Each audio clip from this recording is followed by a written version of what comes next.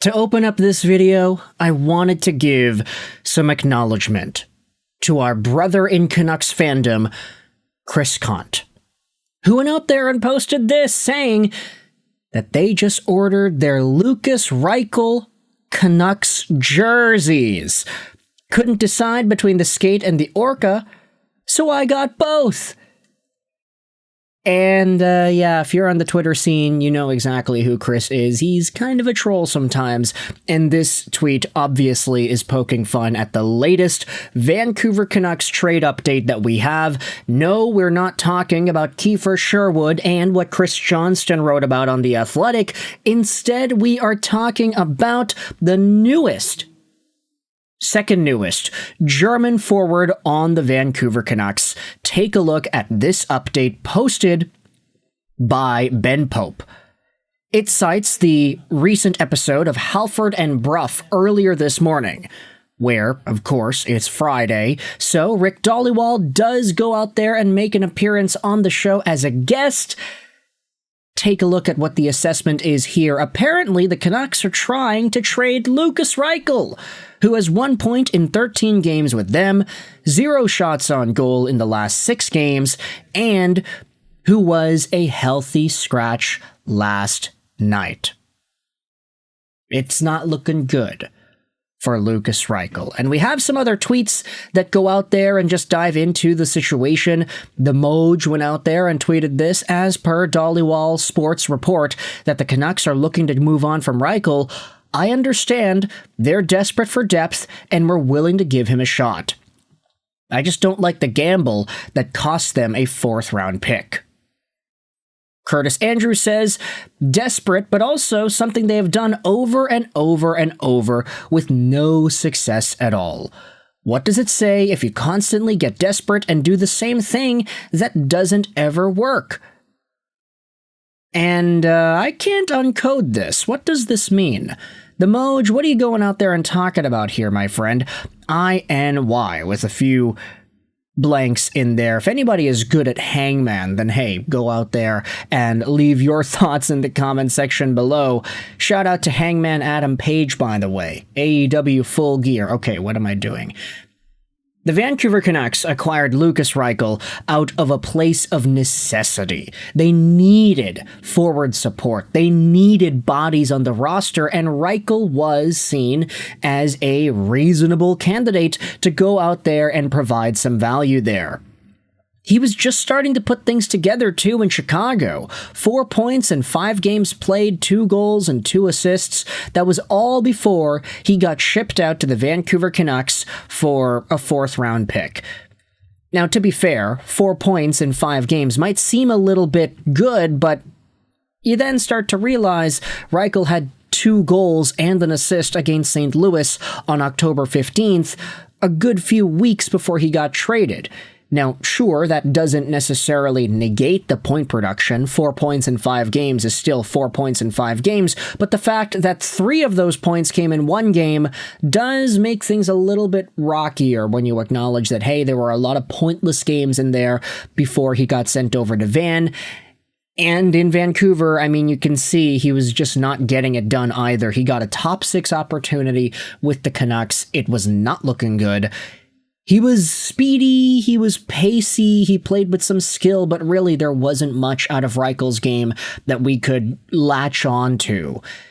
They were talking about this on Halford and Brough, like, this guy, he's become the new Drew O'Connor, where it's like, yeah, what do you do? What kind of value do you provide? It's hard to even pay attention to a guy like Reichel in the lineup because he doesn't do much.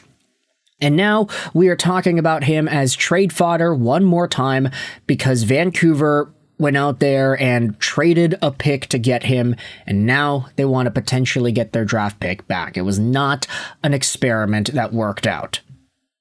This is what Taj went out there and said. Dhaliwal said the Canucks have made Reichel available for trade. Let's go out there and read some of the replies here. If it's true, the fact that this guy is getting traded first instead of Kane is insane. And I'm just going to go out there and say Evander Kane has been productive, at least. A lot more than Lukas Reichel has been at the very tail end of it. I feel bad for Reichel. He finally started clicking in Chicago, was off to a good start, and gets traded and starts struggling again. I know he requested the trade, but it's just bad timing. Ain't no way, Austin316 said.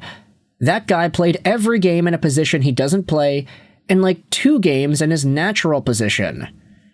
He is not an NHL player. The Hawks did him no favors, but he was an overreach by Bowman when he drafted him. Very clearly not an NHL player. Okay, I'm not going to go out there and start rewriting history here, because Lukas Reichel at one point was seen as a very legitimate NHL prospect. I mean, we talk about the profile which saw him get drafted by Chicago, 17th overall in 2020. We mentioned this a bunch already, but there were 3 good German players available in that draft: Timmy Stu, Reichel, and JJ Peterka. And all of them projected similarly, if not... Okay, Stützle was obviously better, but like Reichel and Peterka were also seen as NHL potential candidates down the line. Let's not try to rewrite history and pretend like Reichel was never going to make it or that he didn't have any potential whatsoever. There was a reason he was taken 17th, and there was a reason he was ranked to go in this round of the draft too. McKenzie had him at 20, some were a little lower. Elite Prospects had him at 43.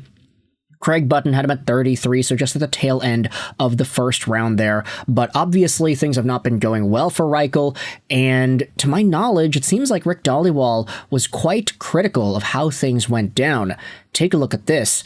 This morning, Dhaliwal called this a failure of the Vancouver Canucks scouting department.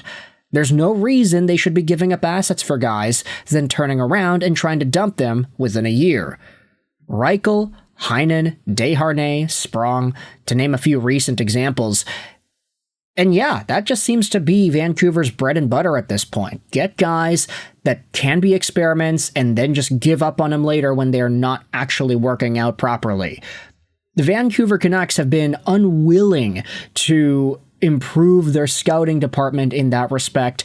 And you can say that, oh, it's a good thing that they're able to recognize their mistakes and rectify them quickly, which I will agree with. But at the same time, it's like, these are a lot of mistakes, man, all within the span of a year. That is absolutely not ideal for an NHL franchise that wants to get back to the places that they were 2 seasons ago.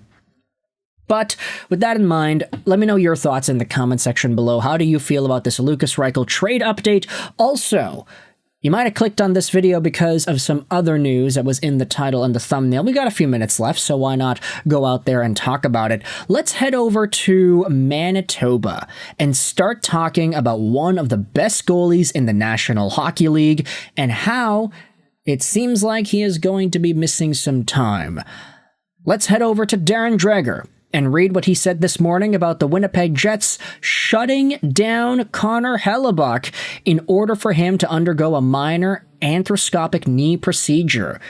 It is anticipated that Hellebuyck will be out 4 to 6 weeks. Whoo, boy, my goodness, man. Talk about that, eh? It's a minor procedure, but he's out 4 to 6 weeks. The Jets are in trouble. Winnipeg has been caved in at 5-on-5, and Hellebuyck was their bail bucket. Now, what this means for me, and what this means for maybe many of you as well, is a beautiful fantasy hockey streaming opportunity for the next 2 days, if not the next 2 weeks maybe, for Eric Comrie. Because he's going to be the main guy in Winnipeg now. Connor Hellebuyck is on the shelf for an extended amount of time. Let's go out there and see this, though. Winnipeg caved in at 5-on-5. Have you seen the schedule this month? It's brutal. The Jets will be fine now that it's over. Tough road trip for sure, Neil goes out there and says. So yeah, Connor Hellebuyck has been as good as he has ever been. We recognize just the talent profile that he has. .913 save percentage this season and a .251 goals against. He was at .925 last year, .921 the year before that, .920 the year before that. He is a Hart winner. Did he win the Ted Lindsay as well? Nah, he just won the Hart. Yeah, and he's gotten 3 Vezinas, so very, very nice there out of Connor Hellebuyck. He's a very important part of the Winnipeg Jets and the system that they run. But now it's Eric Comrie's time to shine, baby. picked this guy up in fantasy. I did in 2 of my leagues. And I'm feeling pretty good about it because Comrie has already been pretty strong. Now he's just going to get a lot more opportunities to start. Hopefully he gets the start today and then he gets the start on Sunday probably. It's an interesting time for the Winnipeg Jets. But either way, let me know your thoughts in the comments about the commentary topics of today's videos. Lukas Reichel is up for trade again, and Connor Hellebuyck is out for 4 to 6 weeks. Let me know your thoughts in the comment section below. I hope you enjoyed this video. And bye.